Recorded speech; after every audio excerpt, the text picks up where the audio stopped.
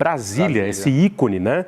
Que é essa cidade feita pelo povo e que depois foi construída na sua belíssima monumentalidade, o povo é erradicado. Tanto é que Ceilândia é centro de erradicação de imigrantes, não é isso? Exatamente, exatamente. E eu, de novo, assim, olhando a vida como privilégios ou como dádivas que me foram ofertadas, eu tive a oportunidade, Lindenberg, de morar nesses grandes eixos fora da capital.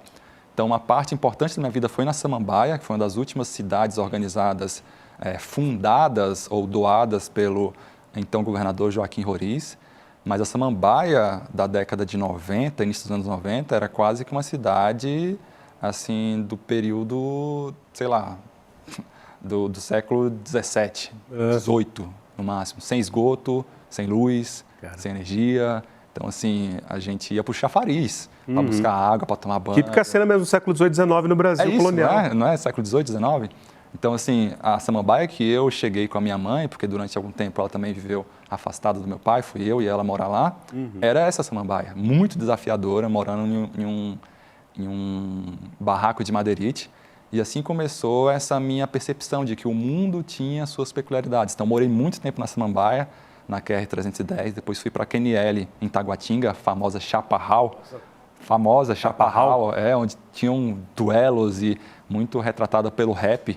E também pela canção lá do Renato Russo? Também, né? Chaparral. Nosso Johnny era um cara legal. Isso, né? Porque lá tinha muitos duelos, assim, nessa época dos anos 90, 80 e tal. Então, passei, sei lá, a infância na Samambaia, a juventude na QNL, na Chaparral, Taguatinga. Depois, na fase adulta, 20 e poucos anos, fui morar na Ceilândia. Então, eu entendo muito, e todas as minhas relações estudantis, de amizade mesmo, de construção desse ser aqui, passaram por essas cidades que foram excluídas do pensar a capital. Então, eu conheço muito, vivenciei tudo que tem de lá, de ter escolas que não necessariamente refletiam o ideal estabelecido na nossa Constituição. Entendo que é a vida na periferia, de você pegar 2, 3 horas de trajeto, para você ver, mesmo eu formado como cientista político, pegava 2 ônibus e um metrô para chegar no trabalho, lá na Esplanada dos Ministérios. Então, a Esplanada funciona, a coisa lá é bonita, mas tem todo um mundo paralelo que precisa se deslocar em grande volume para atender as necessidades da capital. Servindo ainda os poderosos como desde antes, né? Desde antes. Caramba, mesmo. Então, você viveu, no fim das contas, com seus pais e avós, que eram candangos. Sim. Os candangos aqui para o nosso grande público são os... Todo mundo sabe disso, mas é sempre bom lembrar, são os imigrantes que vieram do Norte, Nordeste principalmente, né? Para esse sonho do Planalto Central de uma capital nova do Brasil, dentro de uma certa ideologia do progresso, num Brasil que se desenvolvia, o plano de metas do JK, 50 anos em 5, a bossa nova exportada, né, Misa? O Tom Jobim indo cantar com Frank Sinatra, Garota de Ipanema em inglês, Girl from Ipanema. O Brasil parecia que naquele momento ia ser o tal do gigante que ia acordar, mas no fim das contas, mesmo que Niemeyer seja genial, Lúcio Costa e companhia, o próprio JK, o povo que construiu Brasília foi muito massacrado, né? Eu lembro daquele Conterrâneos Velhos de Guerra, procurem, é um documentário.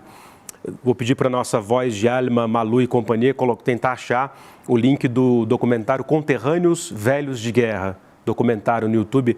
Assistam, vocês vão ver entrevistas com as figuras que construíram Brasília e que projetaram Brasília.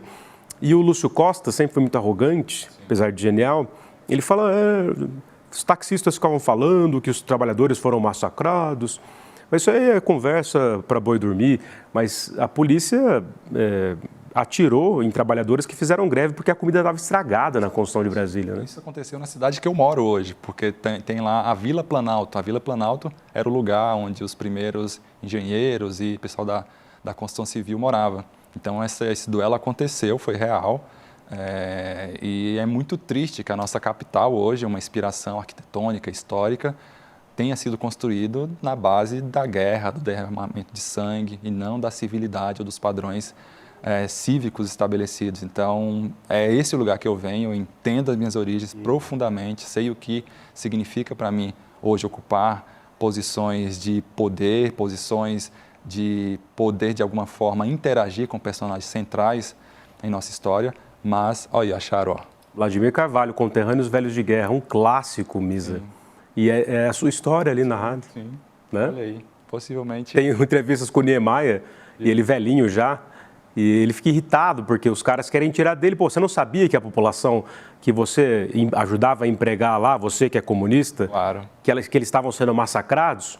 Ele fica irritado, ele fala, não. Quando esses caras no seu elitismo são confrontados, eles ficam putos, né? Ficam putos. Legal, não tinha essa referência, vou buscar, porque para mim tem toda essa significância, tanto da... A síntese, né? Da retirada da compreensão dos trabalhadores do momento ápice da capital e também desse massacre que de fato aconteceu.